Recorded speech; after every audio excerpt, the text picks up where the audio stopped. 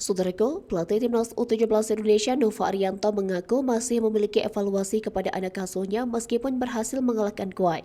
Nova Arianto pun menyoroti kekurangan Matau Bakar DKK di laga perdana grup G kualifikasi Piala Asia U17 2025 kontra Kuwait pada Rabu 23 Oktober malam.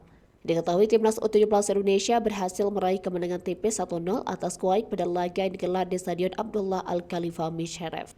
Kemenangan Indonesia tercipta lewat tandukan Matau Bakar di menit ke-8. Torehan ini menjadi gol pertama bagi Bakar bagi timnas U17 Indonesia. Berawal dari sepak pojok Zahabi Gloli, Matau Bakar yang berada di tiang jauh tanpa pengawalan langsung menyodol bola menjadi gol. Hasil ini membuat timnas U17 Indonesia kini berada di peringkat kedua grup G. Garuda Muda harus puas berada di urutan kedua karena pesaingnya di grup G yakni Australia menang telak 19-0 atas Kepulauan Mariana Utara. Menanggapi hasil pertandingan pertama kontra Kuwait, pelatih timnas U17 Indonesia Nova Arianto pun mengaku bersyukur. Meski begitu, Nova Arianto juga tetap memiliki evaluasi kepada anak asuhnya di laga ini. Menurutnya masih banyak kekurangan dari para pemain timnas U17 Indonesia, terutama saat kurang tenang saat menguasai bola. Lebih lanjut, Nova mengaku akan mengevaluasi tim setelah ini. Selain soal ketenangan pemain, Nova juga menyoroti timnas U17 Indonesia yang sering kecolongan dari serangan balik musuh.